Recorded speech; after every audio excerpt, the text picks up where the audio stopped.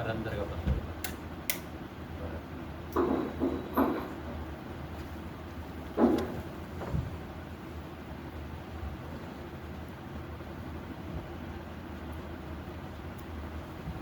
بیٹھ جاؤ بھائی آئے گا بیٹا بابا جب بولا نعرہ سلوات اللہم صلی علی محمد وآل محمد.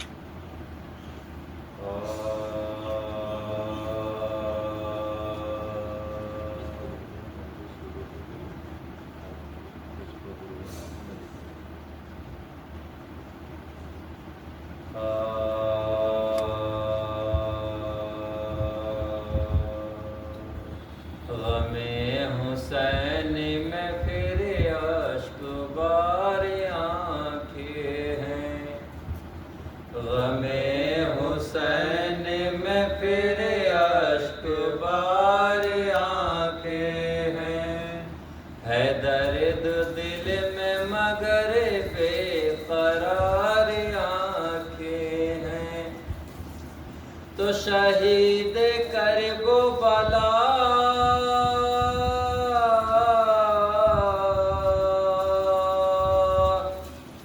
شہید کربلا اے حسین تیرے لیے جہاں میں گریا گناہ بے شمار آنکھیں ہیں. بابا جب بولا نعرہ سلوات اللہم صلی علی محمد وآل محمد.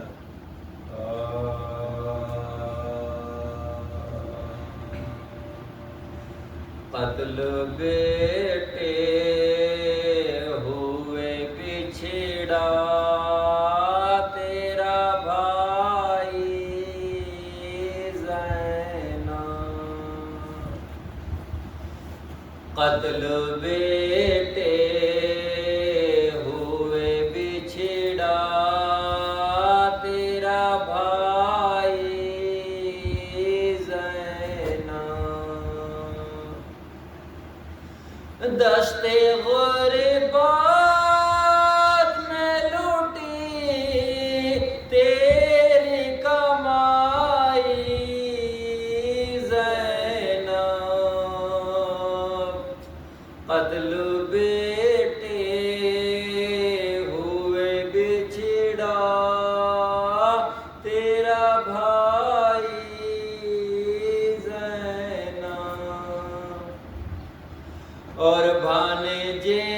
بیٹے بھتیجے تیرے سب قاتل ہوئے بھانجے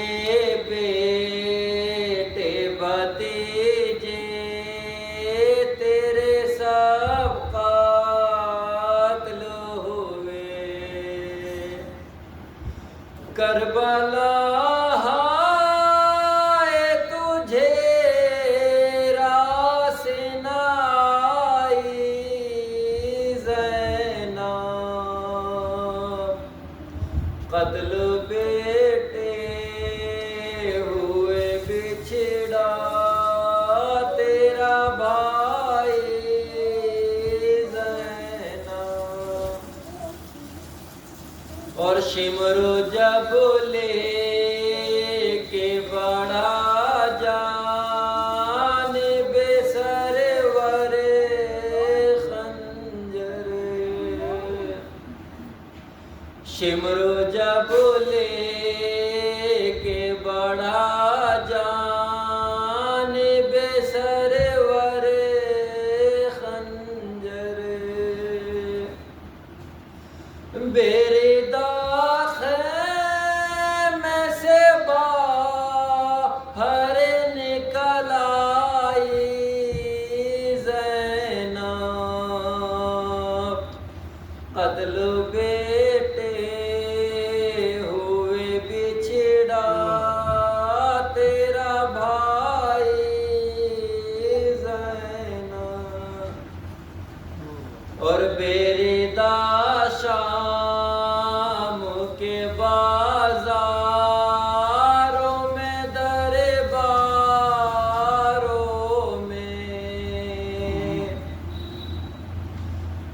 بیردا شام کے بازاروں میں درباروں میں مر گیا کیا تیرا عباس سا بھائی زینب قتل بیٹے ہوئے بچھڑا تیرا بھائی زینب بابا اللهم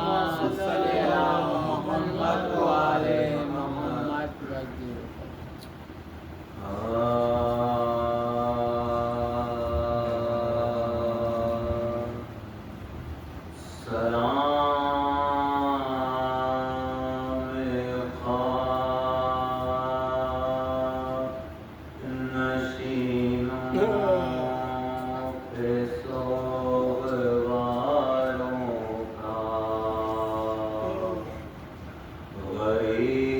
غریب دیتے ہیں پرسا تمہارے پیاروں کا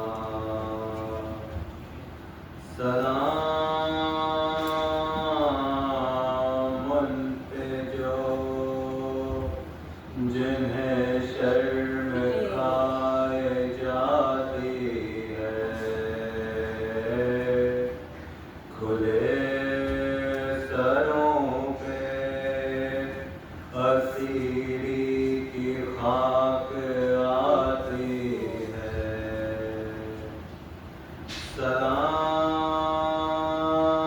سلام بھیجتے ہیں اپنی شاہزادی پر کہ جس کو سونپ گئے گھر کہ جس کو سونپ گئے مرتے وقت گھر سرور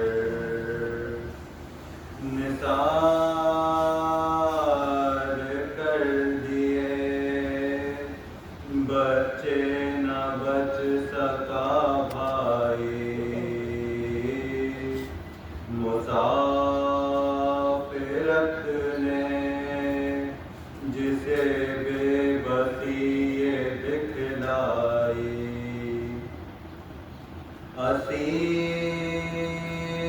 اسیر ہو کے جسے شامیوں کے نرغے میں حسینیت ہے سنانا علی کے لہجے میں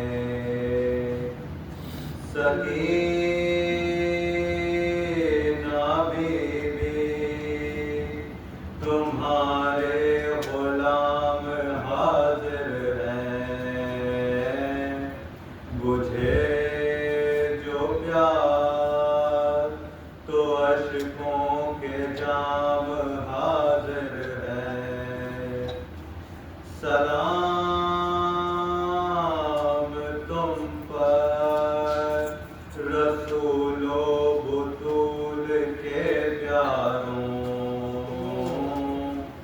سلام مہر شہادت کے گرد سیاروں بچے تو اگلے برس ہم ہیں اور یہ غم پھر جو چل بسے تو یہ اپنا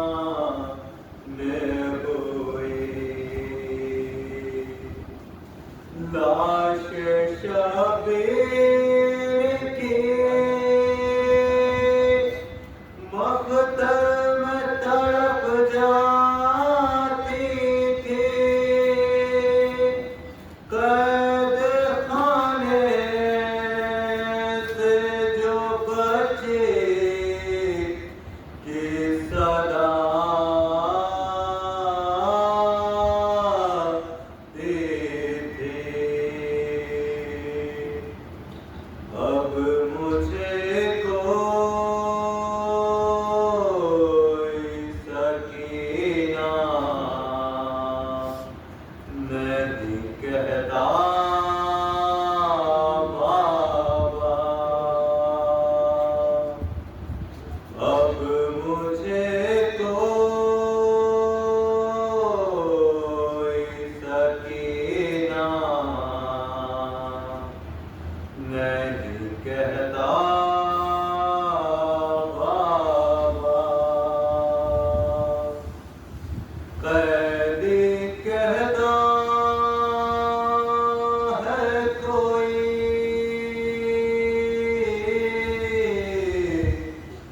قیدی کہتا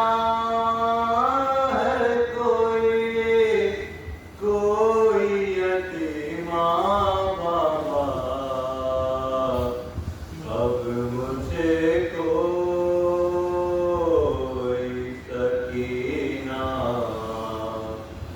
نہیں کہتا بابا میں بیاں کیسے کروں اپنی مصیبت تم سے کیا کروں اپنے تماشوں کی شکایت تم سے سنتی ہوں دادی نے کھایا تھا تماشا بابا اب مجھے کوئی سکینہ نہیں کہتا بابا نیلے رخساروں پہ بینائی بھی جس کی کم ہو عمر ہو 4 برس اور کمر بھی کم ہو آپ نے دیکھی ہے کیا ایسی ضعیفہ بابا اب مجھے کوئی سکینہ نہیں کہتا بابا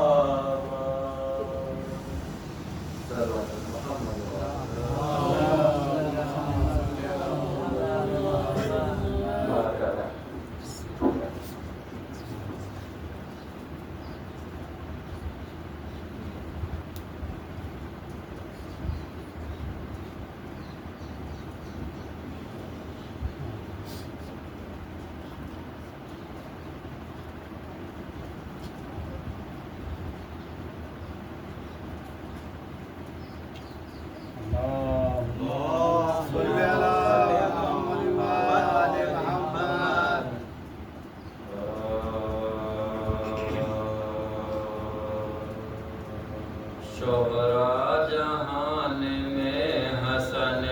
عسکری کا ہے نقشہ نگی یہ عرش کی انگشتری کا ہے کونین میں یہ گل چمن حیدری کا ہے در یتیم مادن پیغمبری کا ہے مظلومیت مثال جناب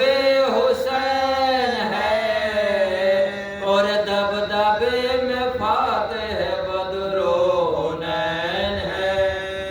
اور دبدبے میں فاتح بدر و حنین ہے پر ماتمد نے قہر کیا وا مصیبت ایسے ولی کو زہر دیا وا مصیبت ایمان کے گھر کو لوٹ لیا وا مصیبت خون جگر حرم نے پیا وا مصیبت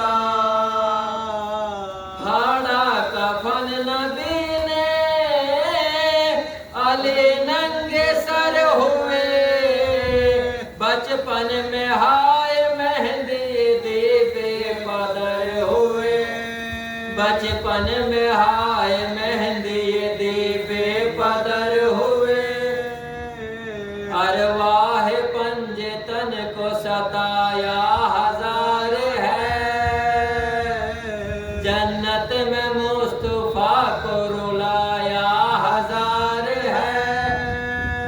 تربت سے فاطمہ کو اٹھایا ہزار ہے قبر شاہ نجف کو ہلایا ہزار ہے گل سامرے میں ہوتا تھا جس وقت بین کا یا کربلا میں ہلتا تھا مرقد حسین کا یا کربلا میں ہلتا تھا مرقد حسین کا حیرت زائرین حسینی کے کیا ہے کیوں زلزلے میں قبر شاہ کربلا ہے محشر میان گنج شہیدہ بپا ہے آتی ہے یہ صدا ہمیں صدمہ بڑا ہے زخمی بدن کو میرے عدو نے ہلا دیا ارے پوتے کو میرے زہر ہلالا پلا دیا پوتے کو میرے زہر ہلالا پلا دیا حیرت ہے کیوں زمین پہ نارش اولا گرا اس ظلم سے امام مشکل کشا گرا ارے عباسیوں پہ کیوں نہ فلک جا بجا گرا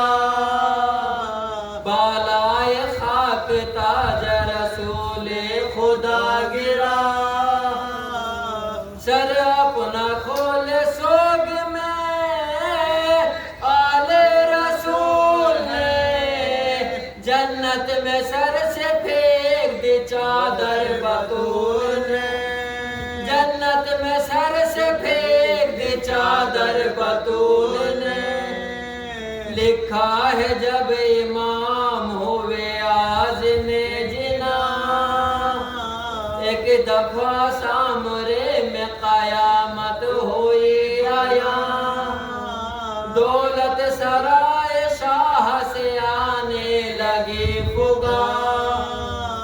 لو مومنو یتیم ہوئے صاحب الزمان لو مومنو یتیم ہوئے صاحب الزمان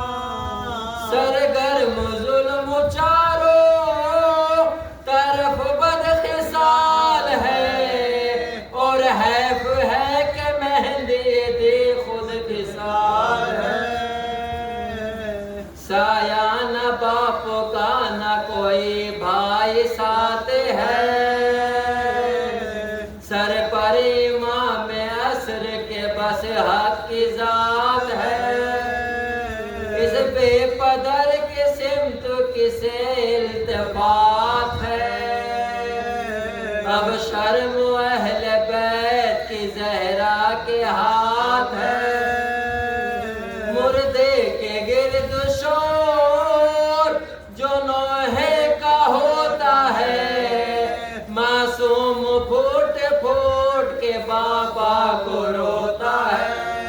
ارے معصوم پھوٹ پھوٹ کے بابا کو روتا ہے اب اس طرح سے اہل خبر کرتے ہیں بیان ماتم سرا میں بیویاں کرتی تھی یہ فغا نہلا چکے جو لاشائے مولا دو جہاں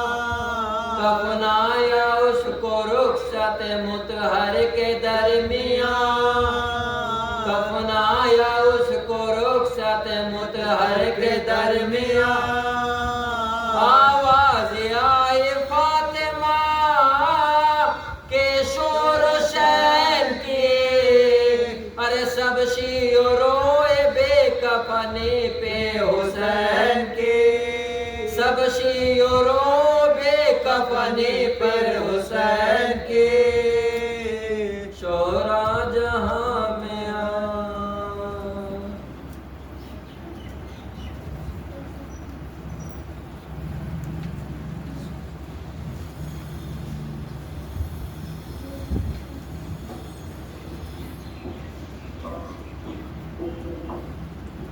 صلوات پر محمد وآل محمد اللہم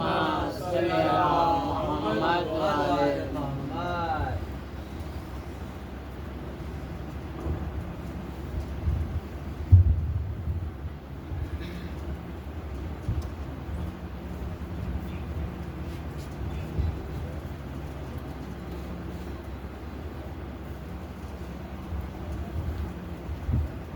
رحم اللہ من قرأ الفاتحہ.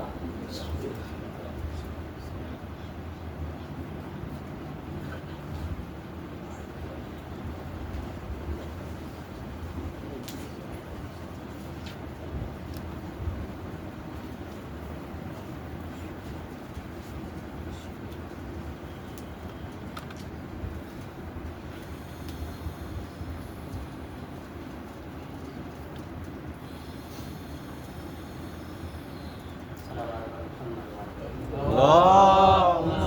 صل على محمد وآل محمد. لا حول ولا قوة إلا بالله العلي العظيم. أعوذ بالله من الشيطان اللعين الرجيم. بسم الله الرحمن الرحيم. الحمد لله الذي هدانا لهذا وما كنا لنهتدي لولا أن هدانا الله. لقد جاءت رسل ربنا بالحق والصلاة والسلام والتحية والإكرام على نبينا وحبيب طبيب قلوب نفوسنا أبي القاسم محمد. اللهم صل على محمد وآل محمد وعلى آله الطيبين الطاهرين المعصومين المظلومين. ولعنة الله على أعدائهم أجمعين من الآن إلى يوم قيام يوم الدين. أما بعد فقد قال الله سبحانه وتعالى بسم الله الرحمن الرحيم. وجعلناهم أئمة يهدون بأمرنا وأوحينا إليهم فعل الخيرات وإقام الصلاة وإيتاء الزكاة وكانوا لنا عابدين. اللهم صل على محمد وآل محمد. گزارش ہے تھوڑا سا آگے تشریف لے آئیں کیونکہ مومن ویسے ہی اور ہیں بابا دے بلند صلوات پر محمد. اللهم صل على محمد وآل محمد. ایک اور بابا دے بلند صلوات پر محمد. اللهم صل على محمد وآل محمد. عزیزان گرامی، مجلس بسلسلہ شہادت حضرت امام حسن عسکری علیہ السلام اللهم صل على محمد وآل محمد. منعقد کی گئی ہے اور ایام عزا کے سلسلے کی آخری مجلس ہے. بہرحال خصوصی ایام جو تھے گریہ کرنے کے اور ماتم کرنے کے، وہ خصوصی ایام گزر رہے ہیں، مگر امام کسی بھی حال میں الوداع نہیں ہو رہے. ہمیشہ امام کی نظریں ہمارے اوپر ہیں اور ہم بھی یقیناً ائمہ کے لمحہ بلمحہ قدم بقدم ساتھ ہیں اور انشاءاللہ तादम हयात हमारी कोशिश यही रहनी चाहिए कि हम भी इमाम के हमराह रहें। अज़ीज़ान गिरामी, कोशिश ये रहेगी कि मुख्तसर से वक्त में गुफ्तगू जो की जाए वो इमाम के हवाले से ही की जाए, क्योंकि बाज़ आइम्मा ऐसे हैं, यूँ तो सारे आइम्मा बड़े मज़लूम आइम्मा हैं, बहुत ज़्यादा जुल्म किया गया है, लेकिन एक जुल्म ये भी है कि बाज़ आइम्मा का तज़किरा ज़्यादा होता है और बाज़ आइम्मा का तज़किरा बहुत कम किया जाता है, ना कि बराबर। ख़ास तौर से आप देखेंगे तो मुकम्मल मजलिस में आइम्मा का तज़किरा बहुत सारे ऐसे हैं जिनका कम हुआ करता है, जैसे खुद यही 11वें इमाम, 10वें इमाम, 9वें इमाम, 7वें इमाम, ये आइम्मा ऐसे हैं जिनका तज़किरा बहुत कम किया जाता है और करना चाहिए बहरहाल, क्योंकि जब हम इस बात के कायल हैं कि हमारा पहला भी मोहम्मद है, आखिर भी मोहम्मद है और औसत भी मोहम्मद है, तो यकीनी तौर पे सबके फ़ज़ाइल किताबों में रकम हैं, लिखे हुए हैं, मगर मसला ये है कि हमें फ़ज़ाइल पढ़ने की और सुनने की या बहरहाल इतनी फ़ुर्सत नहीं मिल पाती कि हम इमाम के फ़ज़ाइल पढ़ सकें या उसको अच्छी तरह से दर्क कर सकें। अला कुल्ल हाल, जैसा कि आप हज़रात जानते हैं, मैंने अर्ज़ किया कि मजलिस इमाम के सिलसिले से है। 11वें इमाम के तो बहरहाल बच्चों के लिए चंद बातें सबसे पहले अर्ज़ कर दी जाएँ कि हमारे और आपके 11वें इमाम हज़रत इमाम हसन अस्करी अलैहिस्सलाम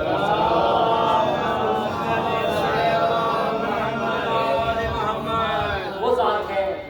कि आपका अगर इसमें मुबारक हम देखें तो आपका नाम नामी इसमें मुबारक सिर्फ हसन है, और आपके वालिद का नाम, मैं कई मरतबा इस बात को अर्ज़ कर चुका हूँ कि आइम्मा के वालिद का, तमाम आइम्मा के वालिद का नाम याद करना बहुत आसान है। अगर हम आखिर से लेके चलें, यानी 12वें इमाम से लेकर के चलें, तो 12वें इमाम के वालिद 11वें इमाम हैं, 11वें इमाम के वालिद 10वें इमाम हैं, 10वें इमाम के वालिद 9वें इमाम हैं, 9वें इमाम के वालिद 8वें इमाम हैं, 8वें इमाम के वालिद 7वें इमाम हैं, 7वें इमाम के वालिद 6ठे इमाम हैं, 6ठे इमाम के वालिद 5वें इमाम हैं, 5वें इमाम के वालिद 4थे इमाम हैं, 4थे इमाम के वालिद 3रे इमाम हैं, 3रे इमाम के वालिद पहले इमाम हैं और दूसरे इमाम के वालिद भी पहले इमाम हैं, क्योंकि दोनों भाई हैं इमाम हसन और इमाम हुसैन अलैहिस्सलाम। और अमीर कायनात के वालिद का नाम हज़रत अली इब्न अबी तालिब अलैहिस्सलाम है।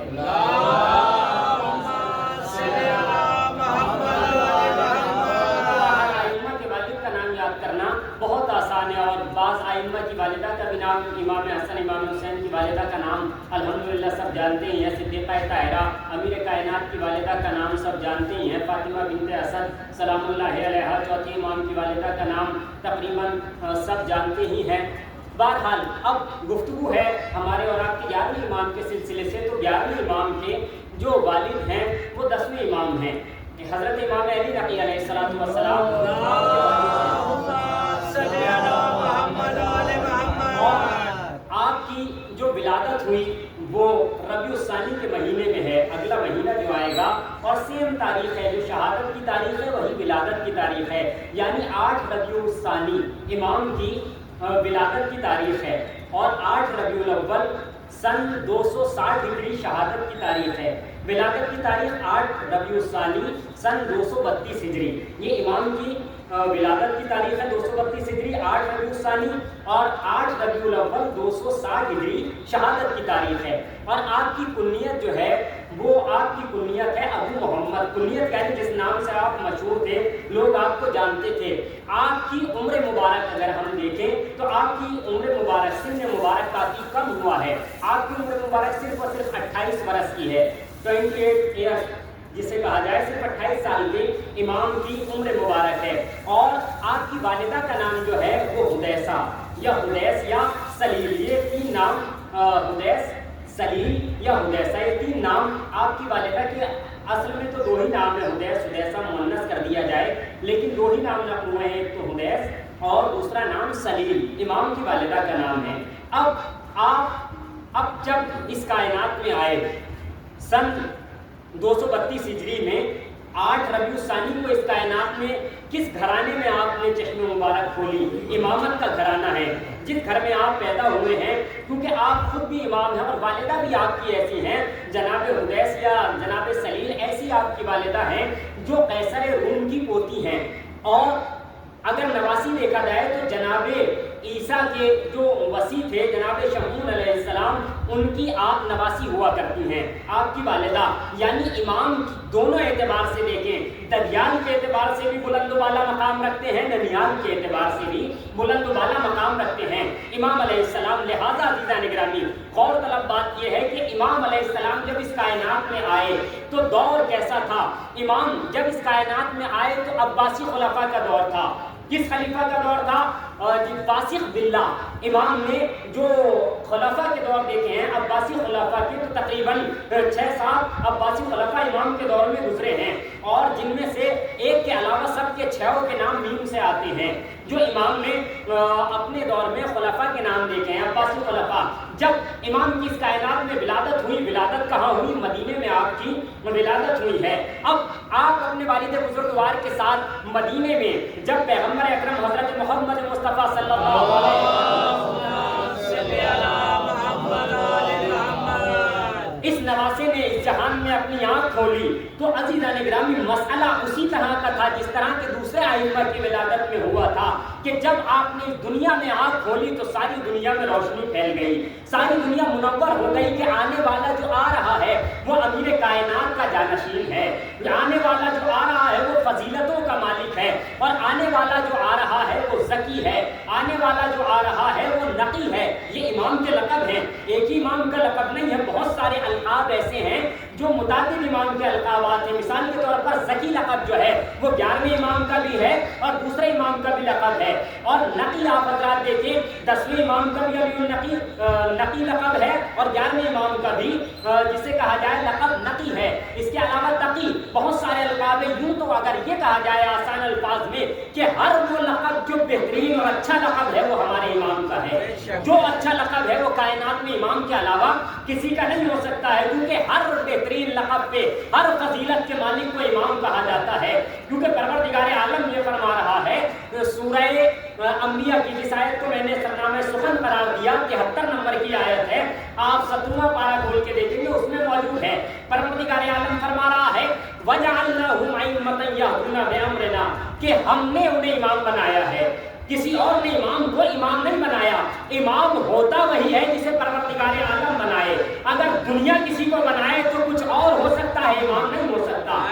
پروردگار جسے بناتا ہے وہی امام ہوتا ہے۔ اب خدا کہہ رہا ہے ہم نے انہیں امام بنایا، ہم نے انہیں رہبر بنایا، ہم نے انہیں ہادی بنایا، ہم نے انہیں رہنما بنایا، ہم نے انہیں قائد بنایا، ہم نے کائنات کی ہدایت کرنے والا بنایا، ہم نے کائنات ان کے تحت تصرف رکھ دی ہے، ہم نے ساری کائنات کو ان کے کنٹرول میں رکھ دیا ہے۔ اب عزیزان گرامی دیکھیے کیسے تحت تصرف رکھا ہے امام کے۔ جو امام ہوتا ہے ساری کائنات اس کے کنٹرول میں ہوا کرتی ہے، ساری کائنات اس کے تحت تصرف ہوا کرتی ہے، ساری کائنات اس کے ہاتھوں میں ہوا کرتی ہے، اور اس کی دلیل یہ ہے کہ کائنات پہلے ہی دیکھ چکی ہے کہ امام کے ہاتھ میں 11ویں امام سے پہلے کائنات اس بات کا مشاہدہ کر چکی ہے، دیکھ چکی ہے کہ امام کا تصرف صرف دنیا میں نہیں ہوتا بلکہ آسمان میں بھی امام کا تصرف ہوتا ہے، اور جس کی جیتی جاگتی دلیل یہ ہے کہ امیر کائنات نے جب سورج کی طرف اشارہ کر دیا تھا تو پلٹ کے بتا دیا تھا کہ دنیا پر بھی امام کا اختیار ہوتا ہے، آسمان پر بھی امام کا اختیار ہوتا ہے۔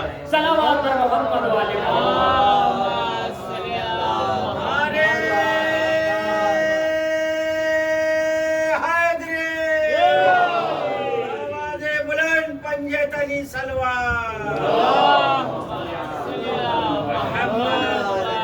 اب جب عزیزان گرامی یہ دیکھا گیا کہ جب اس نے جو خلیفہ تھا واثق باللہ امام کے دور میں، جب امام کی ولادت ہوئی تو یہ خلیفہ تھا اس دور میں، اب اس نے دیکھا کہ 10ویں امام کہاں پر ہیں؟ مدینے میں ہیں۔ اب اس نے سوچا کہ امام کے گرویدہ افراد، چاہنے والے عاشق امام کے پیرو وہاں بہت زیادہ ہو رہے ہیں، لہٰذا اس نے یہ چاہا کہ 10ویں امام کو یہاں بلا لیا جائے۔ کہاں؟ سامرہ عراق میں بلا لیا جائے۔ اس نے واثق باللہ نے ایک شہر بنوایا تھا جس کا نام تھا سامرہ، اصل میں سامرہ کا نام جو ہے سرہ من رعا ہے. اگر اس کو جب شارٹ میں کیا جاتا ہے یا بولا جاتا ہے تو سامرہ ہو جاتا ہے. سامرہ کا جو مطلب اور معنی اور مفہوم ہے، اصل معنی یہ ہے سرہ من رعا، یعنی جس نے دیکھا وہ خوش ہوا. ایسا شہر اس نے بنوایا تھا. سامرہ بہت خوبصورت شہر بنوایا تھا، کیونکہ بادشاہ بہرحال رہا کرتے تھے وہاں. تو بادشاہ جس جگہ رہتا ہے وہ یقینی طور پہ خوبصورت ہونی چاہیے، اچھی جگہ ہونی چاہیے. ہمارے یہاں بھی کوشش یہ رہتی ہے کہ جب کوئی ہمارے گھر میں آئے تو بہترین سے بہترین ہم سجائیں، اچھا بنائیں. تو بادشاہ نے، واصف باللہ نے بھی یہی چاہا کہ بہت اچھا شہر بنوایا جائے. اس نے بہت خوبصورت شہر بنوایا. اب جب اس نے شہر یہ سامرہ بنوا لیا، جس کا اصلی نام میں عرض کر چکا، تو اس نے سوچا کہ امام کو وہاں سے بلوایا جائے، 10ویں امام کو. اب اس نے جب امام کے پاس اپنا لشکر بھیجا کہ جسے کہا جائے امام کو یہاں لے کر کے آؤ سامرہ میں، کیونکہ ظالم چاہتے یہ تھے کہ امام کسی طرح سے اپنے زور امامت سے یا اپنے اخلاق سے کائنات کو اپنی طرف کھینچ نہ پائیں، اپنی طرف بلا نہ پائیں. ظالم یہ چاہتے تھے کہ اگر ان کے معجزات کائنات نے دیکھ لیے تو ہماری حقیقت سامنے آ جائے گی. وہ جانتے تھے کہ ہماری اوقات کیا ہے اور ان کا کرم کیا ہے، ان کی بلندی کیا ہے. لہٰذا اس نے اپنی فوج بھیجی اور کہا 10ویں امام کو بلا لیا جائے. اب جب 10ویں امام کو آنا تھا تو یقینی بات ہے کہ جب آپ کے فرزند آئیں گے تو ساتھی میں آئیں گے، کیونکہ امام جب 4 سال کی عمر مبارک تھی 236 ہجری میں واصف باللہ نے اپنے کارندوں کے ذریعے امام کو کہاں بلوایا؟ سامرہ میں بلوا لیا. اب جب 10ویں امام آئے تو 11ویں امام کی عمر بھی 4 سال تھی، یہ بھی 7 سال امام علیہ السلام کے ساتھ تشریف لے کر سامرہ میں داخل ہونے والے تھے. کہ ابھی داخل ہونے کی خبر بھی اس کو ہو گئی کہ مثال کے طور پہ صبح آئیں گے تو پہلے ہی پتہ چل گیا تھا کہ کل امام تشریف لانے والے ہیں. اس نے کیا کیا کہ یہ چاہا کہ میں کسی طرح سے امام پر اپنا روپ بٹھا دوں، کسی طرح سے امام کو اپنے دبدبے میں لا دوں، کیونکہ چاہتا یہ تھا کہ وہی والی بات جسے کہتے ہیں کہ first impression is the last impression والا مسئلہ، کہ اب میرا جو امپریشن پڑے گا جب امام آئیں گے تو دیکھیں گے کہ اتنی فوج ہے، اتنا لشکر ہے، اتنے لاؤ لشکر ہیں، اتنے گرز ہیں، اتنی تلواریں ہیں، اتنے گھوڑے ہیں، اتنا سونا چاندی ہے، اتنا لاؤ لشکر ہے، میں سب کی سب نمائش امام کے سامنے کروں گا. اب جب امام اگلے دن تشریف لانے والے تھے اس نے پہلے سے ہی ساری آمادگی کر لی. آمادگی کرنے کے بعد سامرہ میں جو پہاڑ تھے پہاڑوں کے اوپر اپنی فوج کو بٹھا دیا، اور فوج کو بھی یہاں تک کہ روایات میں ہے کہ 90,000 اس دور میں 90,000 بڑی گنتی تھی. آج بھی 90,000 کہیں اگر فوجی یا جسے کہا جائے اگر ایک ساتھ نظر آ جائیں تو انسان ہول جائے گا کہ یہ کیا مسئلہ ہے عام انسان. اب 90,000 تک کی فوج کی تعداد ملتی ہے یا ممکن ہے اس سے بھی زیادہ ہو. اس نے وہاں پر اپنے فوجی کھڑے کر دیے اور سب کو پہاڑوں پہ بٹھا دیا، بڑے بڑے گرز لے کے، بڑی بڑی تلواروں لے کے، اور اسلحہ ان کے زیب تن کر دیا کہ جیسے ہی امام آئے اور جیسے ہی وہ آئے تو آواز بلند کرنے لگنا. اپنے فوجیوں سے کہا کہ کسے مارنا ہے، کسے قتل کرنا ہے، بادشاہ سلامت آپ کہیں تو ابھی ختم کر دیں، آپ حکم دیں تو یہ کر دیں، وہ کر دیں، ایسا کر دیں، ویسا کر دیں. یہ ساری باتیں اس نے اپنے فوجیوں کو پڑھا دی. اب جیسے ہی امام علیہ السلام آئے، امام کا ایک لقب سب سے مشہور لقب جو ہے وہ میں عرض کرتا چلوں اسی درمیان میں کہ سب سے مشہور امام کا لقب جو ہے 11ویں امام کا وہ عسکری ہے. نام عرض کر چکا کہ آپ کا کیا ہے؟ حسن ہے. لقب سب سے مشہور لقب عسکری ہے. اب اتنا مشہور ہوا یہ لقب کہ لوگ عسکری کے نام سے ہی امام کو جاننے لگے. اچھا، اب عسکری کی وجہ بھی یہیں سے بیان کر دی جائے. عسکری، یہ لفظ عسکری جو ہے عسکر کہا جاتا ہے اصل میں فوج کو، عسکر فوج کو کہا جاتا ہے. اب امام کو جہاں پہ لا کے رکھا وہاں پہ چھاؤنی تھی اس کی فوج کی، جسے ہم اپنے الفاظ میں کہیں وہیں پر فوج رہا کرتی تھی. اس لیے جس اس محلے کا، اس جگہ کا، اس چھاؤنی پہ جہاں پہ فوج رہا کرتی تھی وہیں امام کو بھی لا کر کے رکھا. لہذا امام کا لقب پڑ گیا عسکری، کیونکہ اب امام جب اس نے اپنی فوج دکھانا چاہیے، امام تشریف لائے، جیسے ہی 2 امام موجود ہیں، 10ویں امام ہیں اور 11ویں امام ہیں. 10ویں امام کا سن بالا ہے لیکن 11ویں امام کا سن صرف روایت کہتی ہے 4 سال کا ہے. ولادت 232 ہجری میں، جب یہاں سامرہ میں آئے 236 ہجری میں. اب جیسے اس نے اپنی ساری فوج امام کو دکھانا چاہیے، امام وہاں پر بادشاہ کے پاس پہنچے، دونوں امام. اب جیسے ہی فوج دکھائی اور فوج نے ہلڑ ہنگامہ شور مچانا شروع کر دیا کہ بادشاہ سلامت آپ جو کہیں، کسے مارنا ہے، کیا کرنا ہے، سب کر دیا جائے. اب جب عزیزان گرامی یہ اپنی فوج، اب بادشاہ جو بدل گیا تھا متوکل بادشاہ تھا، اب اس نے کیا کرنا چاہا، اس نے اپنی فوج دکھانا چاہیے. متوکل نے واسف کہا تھا، متوکل اس کے بعد ہوا. اب متوکل کا دور یہ آ گیا تھا. اس نے جیسے ہی اپنی فوج دکھائی فوراً امام علیہ السلام فرماتے ہیں کہ تم اپنی فوج دکھا چکے، اب ہماری فوج دیکھنا چاہتے ہو. کہا تمہاری فوج کہاں ہے، یہاں تو کچھ نظر نہیں آ رہا. اب کہا 10ویں امام نے اپنے بیٹے امام حسن عسکری سے کہ اے بیٹا اسے اپنی فوج بھی دکھا دو. اب جیسے ہی چوتھے امام کے اس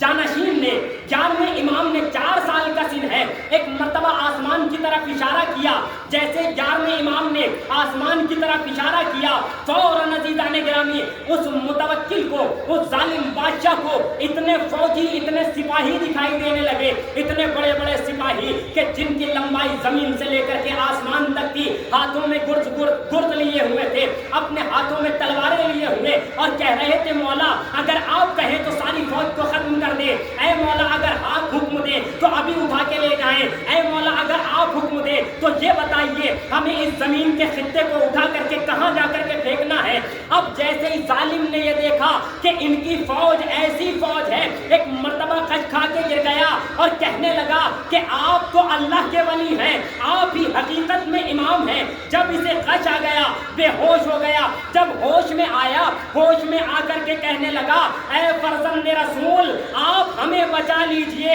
ارے ہمارے بڑے بڑوں نے کہا ہے کہ اگر آپ نہ ہوتے تو ہم ہلاک ہو جاتے. صلوات محمد و آل محمد.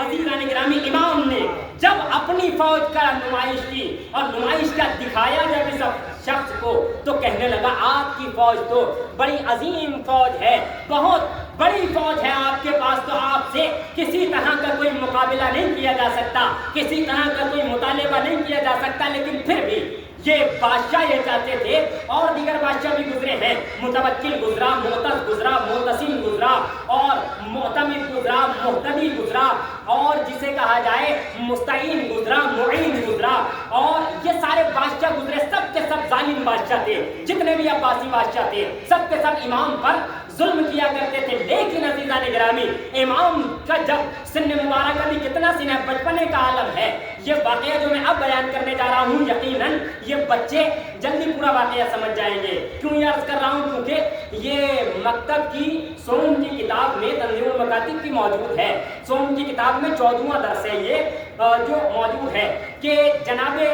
امام کی عمر مبارک کتنی ہے، 7 سے 8 برس عمر رہی ہوگی، یہی الفاظ ہے کتاب میں. اور کیا دیکھا، امام ایک سڑک کے کنارے کھڑے ہیں، سڑک کے کنارے امام کھڑے ہیں. اچانک دیکھا کہ کچھ بچے کھیل رہے ہیں. اب امام خاموش وہاں پر کھڑے ہوئے ہیں، دیکھ رہے ہیں اور دیکھتے دیکھتے امام کے چشمے مبارک میں آنسو آ گئے، آنسو چھلکنے لگے امام کے. اب وہیں سے ایک بزرگ کا گزر ہوا جن کا نام تاریخ میں بہلول دانہ لکھا ہے. اب جناب بہلول دانہ کا گزر جب وہاں سے ہوا کیا دیکھا کہ فرزند رسول کے آنکھوں میں آنسو جھلک رہے ہیں. فوراً امام سے جناب بہلول نے کہا کہ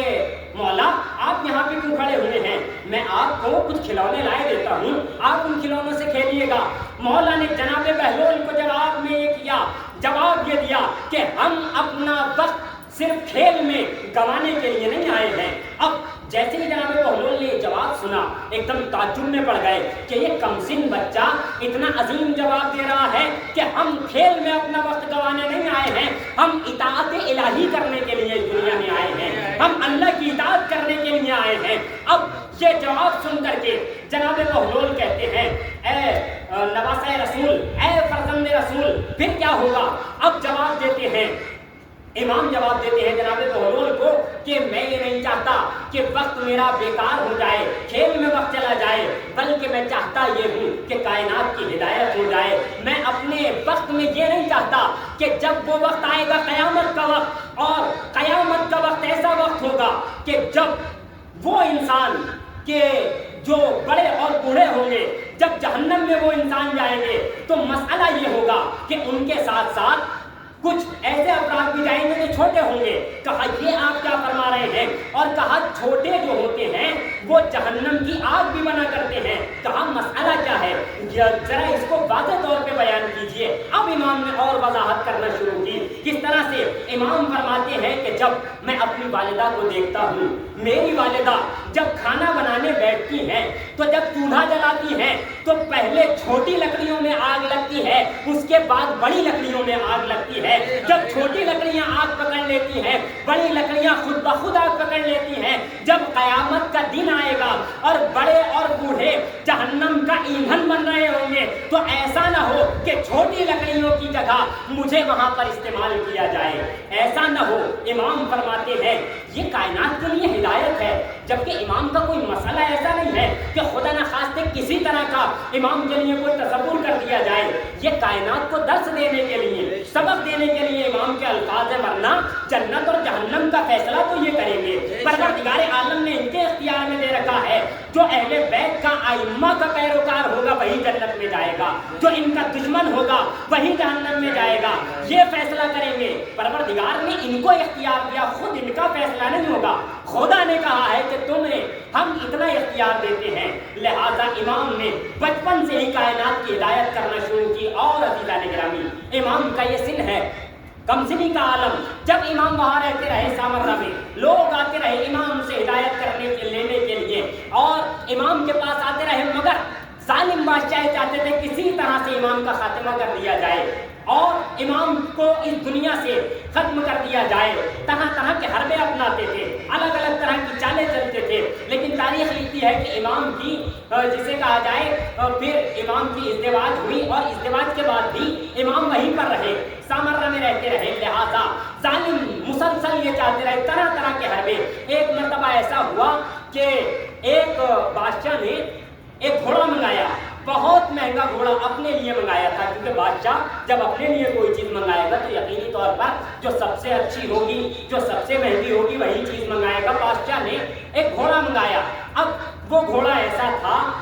جو بہت زیادہ تیز ترار گھوڑا تھا۔ اب جیسے ہی وہ اس کے یہاں آیا، کسی کو وہ گھوڑا سواری کرانے کے لیے تیار نہیں، کسی کو بٹھانے کے لیے تیار نہیں۔ بادشاہ ایک مرتبہ بیٹھنا بھی چاہا، زبردستی بیٹھ گیا، فوراً بادشاہ کو پلٹ دیا۔ اب بادشاہ نے وزیر سے کہا، وزیر نے بھی کوشش کی، وزیر بھی پلٹ گیا۔ پھر اس نے ایسے افراد کو بلایا جو گھوڑے کو سکھایا کرتے ہیں، وہ زیادہ ہنر جانتے ہیں، وہ گھوڑا ان کے قابو میں بھی نہیں آ رہا۔ پھر ایک شخص نے یہ کہا، بادشاہ سے کان بھرنے والے ہر جگہ موجود ہوتے ہیں، اس دور میں بھی بادشاہ کے پاس بھی ایک شخص آیا اور آ کر کے بادشاہ سے کہنے لگا کہ دیکھیے آپ تو چاہتے یہ ہیں کہ عسکری کا کسی طرح سے خاتمہ ہو جائے، وہ ختم ہو جائیں، مسئلہ یہ ہے کہ اب عزیزان گرامی ان کو ختم کرا دیا جائے، اور اچھا بہانہ یہ ہے کہ ان سے کہا جائے کہ گھوڑے کی سواری کریں۔ اب امام کو بادشاہ نے طلب کیا اور عزیزان گرامی کہا کہ اس گھوڑے پر آپ سوار ہو جائیے۔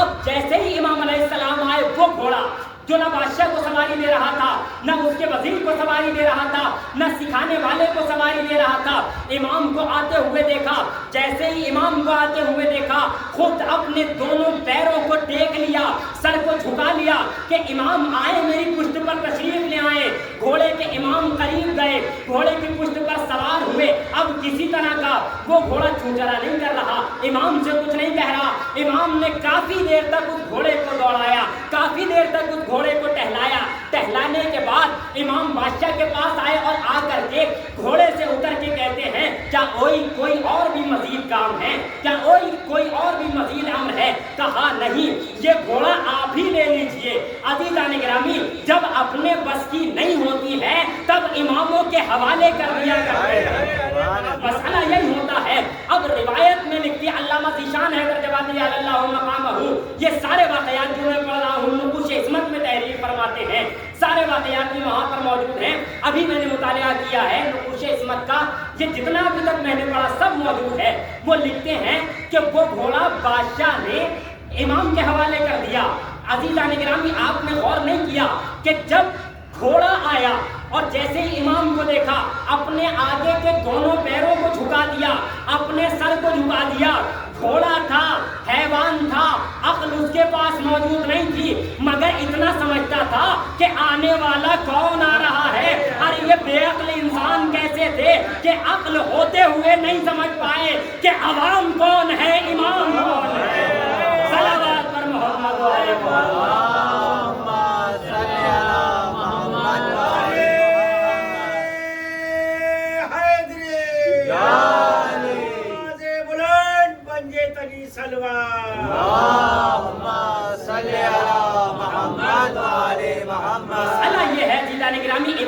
سے طرح طرح کے لوگ چاہتے تھے کہ ان کا کسی نہ کسی طرح سے امتحان لیا جائے. ایک خاتون تھی جس کا نام ہے ام خانون، اس کا نام فارسی میں ام خانون ہے، اور اس کا نام عربی میں بہرحال دوسرا نام ہے ام خانون. اس کا نام روایت میں تحریر ہے. یہ بھی واقعہ نقوش عصمت میں تحریر کرتے ہیں علامہ جوادی کہ ام خانون اسلام کی ایسی خواتین کی تاریخ اسلام کی جو ہر امام کا امتحان لینے آتی تھی.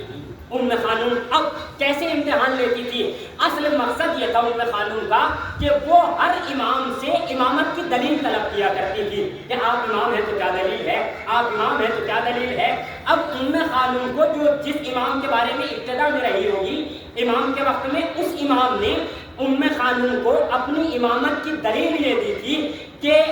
لاؤ اٹھا کر کے ایک پتھر وہاں سے لے کر کے آؤ. ام خانون باہر گئی اور جا کر کے ایک پتھر اٹھا کر کے لائی. اب پتھر جب اٹھا کے لائی، امام نے کہا کہ لاؤ پتھر. اپنی مرضی سے لے کر کے آئی ہو، اپنی مرضی سے لے کر کے پتھر آئی، اور امام نے اپنی انگوشت مبارک، اس میں انگوٹھی پہنے ہوئے تھے، اس کے ہاتھ سے پتھر لیا، پتھر پہ انگوٹھی کی مہر لگا دی اور کہا کہ لو اب تم جس امام کے پاس بھی جاؤ گی اس امام سے امامت کی دلیل اگر طلب کرنا تو یہی کہہ دینا کہ بس امامت کی دلیل اگر دینی ہے تو اتنا دے دو کہ اپنی انگوٹھی کا نشان اس پتھر کے اوپر بنا دو تو میں تمہیں امام مان لوں گی. اب عزیزان گرامی، یہ ام خانون کئی اماموں کے دور میں رہی اور امام عسکری کے دور میں بھی ان کے پاس بھی آئی، وہی پتھر لے کر کے امام عسکری کے پاس بھی آئی. اور اس دور میں بلکہ یوں کہا گیا ہے کہ ام خانون کا انتقال ہو گیا تھا امام عسکری کے دور میں، مگر اس کی جگہ اس کا بیٹا جس کا نام تاریخ نے مجمع لکھا ہے. اب وہ مجمع پتہ نہیں کہاں کا مجمع ہوگا، لہذا عزیزان گرامی اور کیسا مجمع ہوگا مجھے نہیں معلوم، یہ تحریر نہیں ہے. وہ بہرحال ام خانون کا بیٹا جس کا نام مجمع لکھا گیا ہے، کیونکہ نام ہی ایسے ہیں زبیر ابن عوام یا فلاں عوام فلاں عوام، اور مجمع تو بہرحال اس کے علاوہ اور عرض نہیں کرنا ہے. نام ہی ایسے ایسے ہیں عزیزان گرامی کہ اگر غور کیا جائے تو بس انہی پہ بات کی جائے تو بات ہو جائے گی. بہرحال ام خانون کا یہ بیٹا جس کا نام مجمع، یہ اپنی والدہ کی سیرت پہ عمل کرتے ہوئے امام کے پاس آیا. اگر حقیقی امام کا چاہنے والا ہوتا تو امام سے امامت کی دلیل ہی طلب نہ کرتا. امام سے امامت کی دلیل طلب کر رہا ہے، اس کا مطلب یہ ہے کہ ابھی معرفت نہیں ہے، ابھی امام کو پہچانتا نہیں. آیا ابھی آ ہی رہا تھا کہ جیسے ہی وہ گھر میں داخل ہوا فوراً امام نے اس کے بغیر کہے فرما دیا کہ وہ پتھر لاؤ جو تمہاری ماں تمہارے لیے چھوڑ کر کے گئی ہے. اس نے کہا کہ یہ کیسا ہو گیا، میں نے تو ابھی کچھ کہا نہیں ہے اور یہ پہچان گئے. امام نے کہا تم نے نہیں کہا، لیکن ہم علم لدنی لے کر پیدا ہوتے ہیں، ہم دنیا میں آ کر نہیں پڑھا کرتے، وہاں سے پڑھے پڑھائے آیا کرتے. اب امام کو اس نے پتھر دیا، امام نے اپنی انگوٹھی کا نشان ام خانون کے بیٹے کے پتھر پہ لگایا، فوراً کہنے لگا انت امام البرحق، کہ آپ امام ہیں، آپ برحق امام ہیں. عزیزان گرامی، ام خانون کے بیٹے مجمع نے تو بہت بعد میں کہا ہے کہ آپ برحق امام ہیں. امام شافعی نے خود کہا ہے کہ علی حبہ جنہ امام الانس والجنہ وسیع المصطفیٰ حقا، کہ علی وہ ہیں جو امام ہیں کائنات کے بھی، انسانوں کے بھی امام ہیں، جناتوں کے بھی امام ہیں، مصطفیٰ کے برحق وسیع ہیں. اور جس طرح سے علی مصطفیٰ کے وسیع ہیں اسی طرح سے حسن مصطفیٰ کے وسیع، حسین مصطفیٰ کے وسیع، سجاد مصطفیٰ کے وسیع، باقر مصطفیٰ کے وسیع، صادق مصطفیٰ کے وسیع، کاظم مصطفیٰ کے وسیع، علی رضا مصطفیٰ کے وسیع، علی نقی علیہ السلام مصطفیٰ کے وسیع، سارے کے سارے امام جو ہیں پیغمبر کے وسیع ہیں اور ایسے وسیع ہیں جو برحق وسیع ہیں. یہ پتھر لے کر آیا تھا، ارے پتھر پہ ابھی تو انگوٹھی کا نشان بنوانے آیا تھا. اگر پتھر اٹھا کر کے لاتا اور امام کے ہاتھ پہ رکھ دیتا تو پتھر کہتا ہوا نظر آتا کہ کلمہ لا الہ الا اللہ محمد رسول اللہ انت ولی اللہ. صلوات پر محمد والے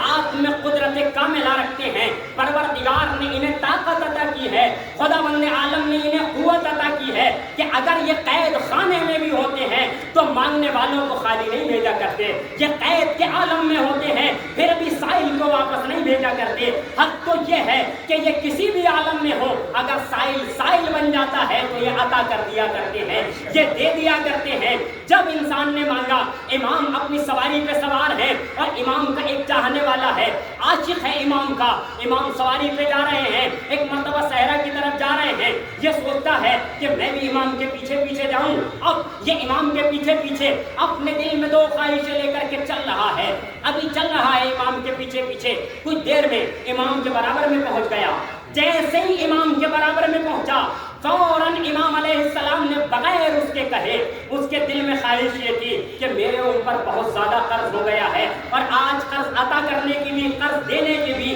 تاریخ آ گئی ہے، میں کہاں سے اپنا قرض ادا کروں گا۔ اب یہ امام کے پیچھے پیچھے جا رہا ہے، جیسے ہی برابر میں پہنچا، ایک مرتبہ امام اپنے رہوار پر اپنی سواری پہ سوار ہے، جیسے ہی قریب میں پہنچا، امام نے اپنے عصے کے سہارے سے زمین پر ایک گول دائرہ بنایا اور دائرہ بنانے کے بعد اس شخص سے کہتے ہیں کہ اے شخص، اے میرے جانثار، اے میرے صحابی، میں یہاں سے آگے بڑھ جاؤں گا، اس زمین کو کھود لینا اور یہاں سے جو تجھے ملے وہ اٹھا لینا۔ اب عزیزان گرامی، امام آگے بڑھے، اس نے اس عصے کے دائرے میں سے جو کھودنا شروع کیا تو سونا ہی سونا نکل رہا تھا، اشرفیاں ہی اشرفیاں نکل رہی تھی۔ اب کچھ دیر میں پھر دوسرا اس کے ذہن میں خیال یہ تھا کہ اب سردی بھی قریب آ رہی ہے، مجھے سردی کا سامان بھی خریدنا ہے۔ کچھ دیر اور آگے چلا، امام نے پھر ایک مرتبہ اپنے عصے سے دوسرا گول دائرہ بنایا، وہاں پر اس نے کھودا، اب عزیزان گرامی وہاں سے بھی سونا نکلا۔ اب اس نے دونوں کو آ کر کے گھر پہ جو وزن کیا تو جتنا قرض اس کے اوپر تھا اسی مقدار میں بعین ہی وہ سونا تھا، جتنا قرض تھا اتنا ہی، اور دوسرا جب تولا تو اتنی مقدار میں نکلا کہ سردی کے سارا سامان اس نے اس مقدار سے خرید لیا۔ کہنے لگا مولا آپ دل کی باتوں کو کیسے جانتے ہیں؟ کہا مولا ہوتا وہی ہے جو دل کی باتوں کو جانتا ہے، وہ مولا ہو ہی نہیں سکتا جو دل سے واقف نہ ہو، جو انسان کی رگوں سے واقف نہ ہو، جو انسان کی باتیں نہ جانتا ہو۔ بہت سارے واقعات، بہت سارا امام علیہ السلام کے حوالے سے گفتگو ہو سکتی ہے، لیکن عزیزان گرامی امام کی ذات بابرکت وہ ذات ہے کہ انسان اگر امام کی حیات طیبہ کو پڑھنا چاہے اور دیکھنا چاہے تو زندگی گزر جائے گی، امام کی حیات طیبہ ختم نہیں ہونے والی، کیونکہ عزیزان گرامی ان کے جو پہلے کے لیے جو فضیلت ثابت ہے وہ ان کے آخر کے لیے ثابت ہے۔ جو ایک امام کے لیے ہے، پہلے امام نے سورج پلٹا کے بتا دیا تھا کہ ہم آسمان پر تصرف رکھتے ہیں، اور 11ویں امام نے آسمان سے ملائکہ کی فوجیں بلا کر کے بتا دیا کہ جس طرح سے ہمارا دادا تحت تصرف کائنات نہیں ہے، اس طرح سے ہم بھی کائنات کے تحت تصرف نہیں ہے، بلکہ کائنات ہمارے کنٹرول میں ہے، کائنات ہمارے اختیار میں ہے۔ وہ تو دادا کا وقت بڑا تھا کہ سورج پلٹا دیا، اگر ہمارا بھی وقت آئے تو ہم چاند کے 2 ٹکڑے بھی کر کے دکھا دیں، سورج کو پلٹا کے دکھا دیں۔ اگر وقت آ جائے تو چاند سورج کو پلٹانے کی بات تو کیا ہے، آسمان کو اپنے دروازے پہ بلا کر کے بتا دیں کہ ہم اس فرزند کے، اس شخص کے بیٹے ہیں، ہم اس کے جسے کہا جائے پوتے ہیں، جس کو اللہ نے پورا اختیار دے رکھا ہے، جس کے کائنات اختیار میں ہے کہ اگر وہ اشارہ کر دیتا ہے تو کائنات اس کے دروازے پہ چل کے آ جاتی ہے۔ یہ مرحلہ ہے، یہ منزلتیں ہیں اماموں کی عزیزان گرامی۔ ہمارے 11ویں امام جب رہتے رہتے لوگوں نے یہی سوچا کہ امام کی زندگی، زیادہ تر امام کی زندگی قید میں گزری ہے عزیزان گرامی۔ عمر مبارکی ظاہراً جو ظاہری امام کی زندگی ہے وہ بہت کم ہے، 28 سال۔ کیا سن ہوتا ہے 28 سال کا؟ 28 سال میں تو انسان جوانی کے عالم میں صحیح سے آتا ہے، اور بہرحال اور جوانی اس دور میں تو اور بھی زیادہ لوگوں کی عمریں ہوتی تھی، تو 28 سال میں تو اس دور کے افراد نوجوان کہا کرتے تھے، تو بہرحال امام جوان تھے۔ اب امام کی جو امامت کا، ظاہری امامت کا دور ہے وہ صرف اور صرف 6 سال ہے، کیونکہ آپ کے والد اس دنیا سے گزرے، اس کے بعد جو آپ کی امامت کا سلسلہ، ظاہری امامت کا کہہ رہا ہوں، ظاہری امامت کا سلسلہ 6 سال کا ہے، کیونکہ امام ہوتا ہی امام ہے۔ امام وہ نہیں ہوتا جو یہاں آ کر کے بنتا ہے، امام وہیں سے بن کر آیا کرتا ہے۔ امام کا انتخاب پروردگار عالم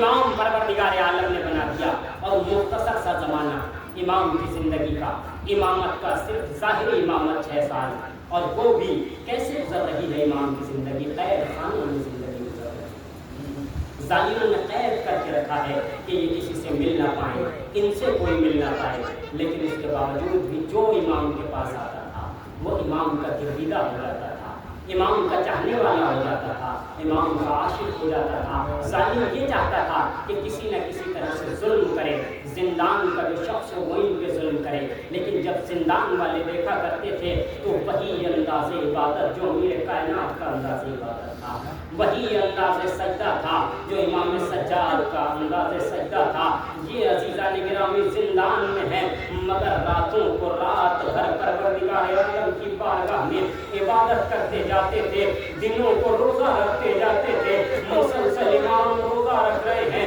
مگر اللہ ایسے امام پر بھی ظلم کی انتہا ہو رہی ہے۔ اللہ اکبر، یہ میرا امام زندان میں ہے، اور عزیزوں یہ عالم ہے کہ اب کسی سے ملنے نہیں دیا جاتا۔ عزیزوں امام کا وقت بھی جو گزرا، بڑا مظلوم امام ہے یہ ہمارا امام۔ اللہ اکبر، جب امام کی زندگی گزرتی گئی، روایات کہتی ہیں اللہ اکبر عزاداروں کہ یہ امام وہ امام ہے کہ جس امام کو پوری طرح سے کھانا بھی نہیں دیا جاتا تھا، اور دیا بھی جاتا تھا تو امام تناول نہیں فرماتے تھے، کیونکہ امام کو یاد آتے تھے وہی مسائل جو کربلا میں گزرے ہیں، امام کو یاد آتی تھی وہی مصیبتیں جو ان کے جد امجد پہ گزری ہیں۔ اللہ عزاداروں، یہ وہ امام ہے کہ جس امام کا تابوت بھی بڑا مظلومی کے ساتھ اٹھا، یہ امام بھی وہ امام ہے کہ جس کا جنازہ بڑا مظلومی کے ساتھ اٹھا۔ جب ظالم نے امام کو زہر دے دیا،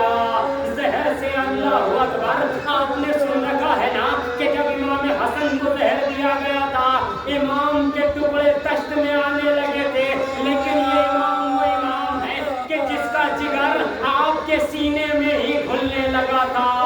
اللہ،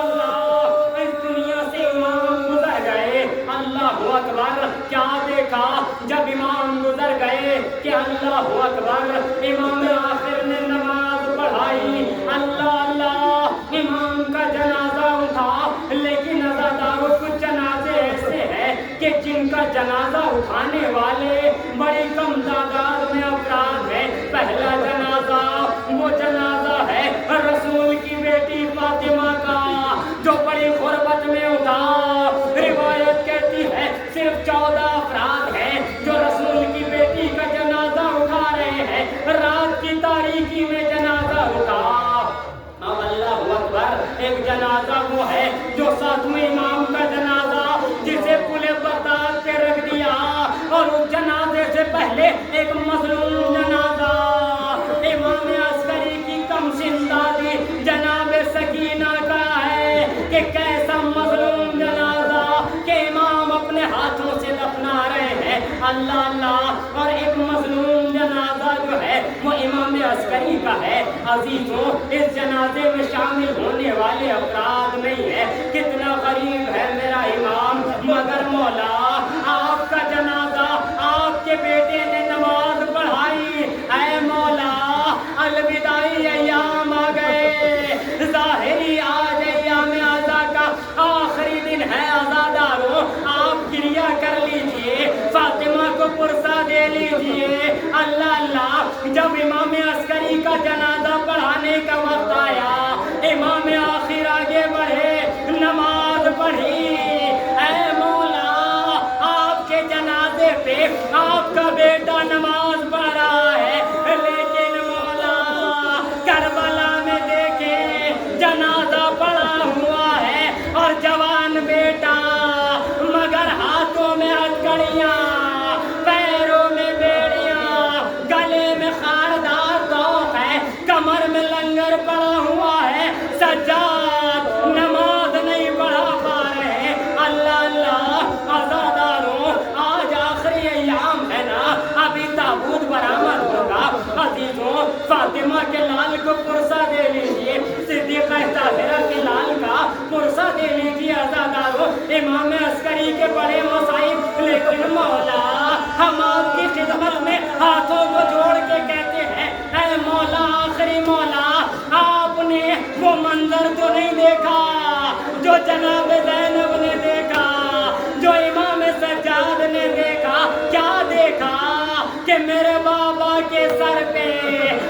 खंजर से वार किए जा रहे हैं। अल्लाह अल्लाह आज़ादारों, बस दो जुमले और अर्ज कर दूं। अल्लाह अल्लाह, जब जनाब ज़ैनब पहुंची है ना नाना के मदीने, रोज़ा रसूल पे जाके कहा नाना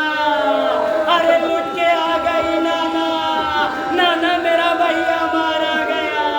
अरे नाना मेरा अली अकबर मारा गया, ऐ नाना मेरा भाई अब्बास मारा गया। एक जुमला ज़ैनब ने और कहा, ऐ नाना आपको अपनी कलाइयों पे रसन के निशान निकाली। अल्लाह अल्लाह ऐ आखिरी मौला, हम आपकी खिदमत में हाथों को जोड़ के कह रहे हैं, आपके बाबा का जनाजा उठा मगर आपके दादा हुसैन का जनाजा बेगौर कफन पड़ा।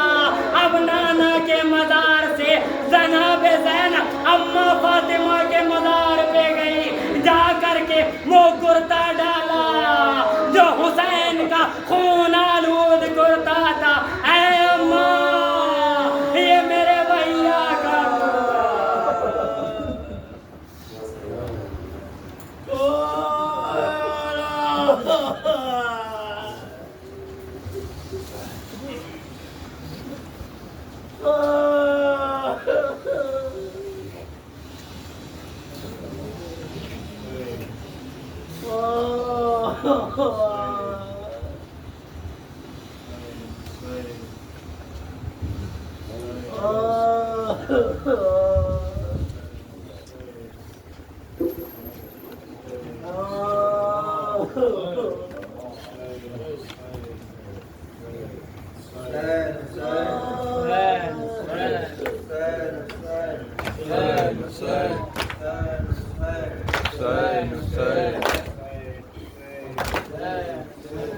हो गए हमसे जुदा आए हसन अस्करी, हो गए हमसे जुदा आए हसन अस्करी, हो गए हमसे जुदा आए हसन अस्करी, हो गए हमसे जुदा आए हसन अस्करी। छाई है गम की घटा आए हसन अस्करी, हो गए हमसे जुदा आए हसन अस्करी, हो गए हमसे जुदा आए हसन अस्करी, हो गए हमसे जुदा आए हसन अस्करी। कह रहे जिन्नो बशर अंबिया भी कह रहे जिन्नो बशर अंबिया भी कह रहे जिन्नो बशर अंबिया भी कह रहे जिन्नो बशर अंबिया भी कह रहे। बिछ गई फर्शे अज़ा आए हसन अस्करी, हो गए हमसे जुदा आए हसन अस्करी, हो गए हमसे जुदा आए हसन अस्करी, हो गए हमसे जुदा आए हसन अस्करी। ये ज़मीन व आसमां और ये शम्स व कमर, ये ज़मीन व आसमां और ये शम्स व कमर, ये ज़मीन व आसमां और ये शम्स व कमर, ये ज़मीन व आसमां और ये शम्स व कमर। कर रहे आओ बुका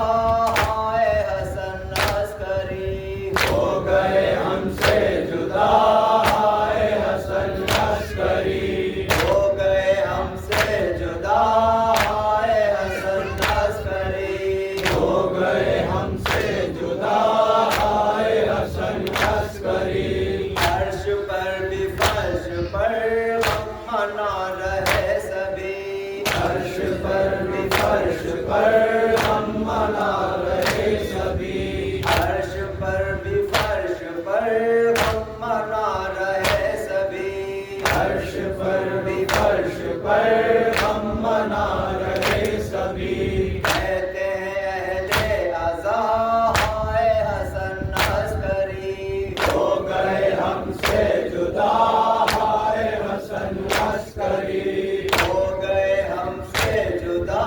ہائے حسن عسکری ہو گئے ہم سے جدا ہائے حسن عسکری ظلم نے کر دی جفا تم کو زہر دے دیا ظلم نے کر دی جفا تم کو زہر دے دیا ظلم نے کر دی جفا تم کو زہر دے دیا ظلم نے کر دی جفا تم کو زہر دے دیا تم سے یہ دھوکا کیا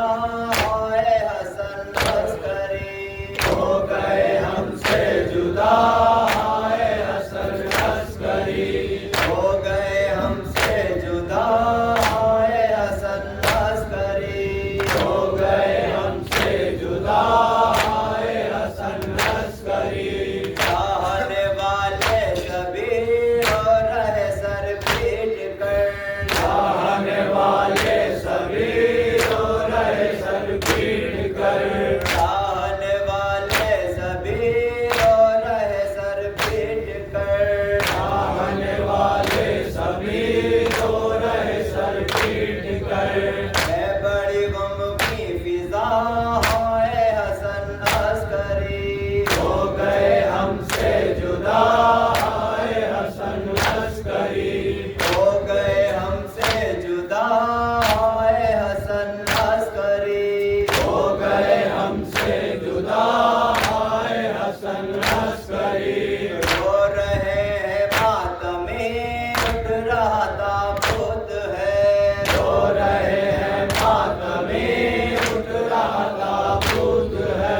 رو رہے ہیں ماتمیں اٹھ رہا تابوت ہے رو رہے ہیں ماتمیں اٹھ رہا تابوت ہے رب پہنو صدا ہائے حسن عسکری ہو گئے ہم سے جدا ہائے حسن عسکری ہو گئے ہم سے جدا ہائے حسن عسکری ہو گئے ہم سے جدا ہائے حسن عسکری اپنے بھی سب رو رہے غیر بھی سب رو رہے اپنے بھی سب رو رہے غیر بھی سب رو رہے اپنے بھی سب رو رہے غیر بھی سب رو رہے اپنے بھی سب رو رہے غیر بھی سب رو رہے شاہ و غدا ہائے حسن عسکری ہو گئے ہم سے جدا ہائے حسن عسکری ہو گئے ہم سے جدا ہائے حسن عسکری ہو گئے ہم سے جدا ہائے حسن عسکری عشق بہاتا رضا اور یہ اظہار بھی عشق بہاتا رضا اور یہ اظہار بھی عشق بہاتا رضا اور یہ اظہار بھی عشق بہاتا رضا اور یہ اظہار بھی دے رہے دونوں صدا ہائے حسن عسکری ہو گئے ہم سے جدا ہائے حسن عسکری ہو گئے ہم سے جدا ہائے حسن عسکری ہو گئے ہم سے جدا ہائے حسن عسکری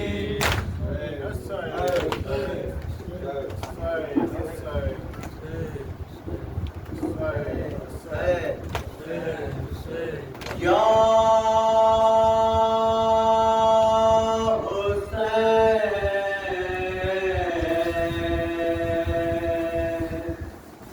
یا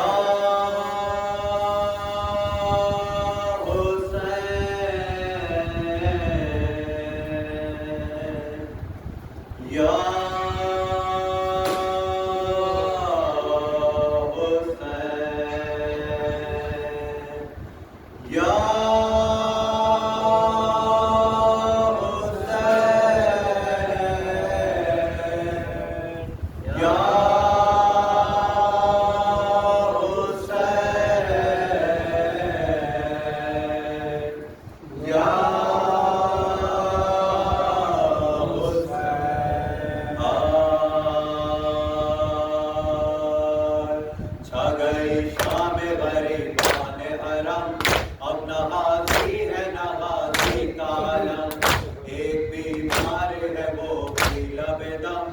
سارے عالم میں بقا ہے ماتم جل چکے خیمے لائن ٹوٹ چکے سر سے ردا دشت میں آتی ہے سادات کے رونے کی صدا یا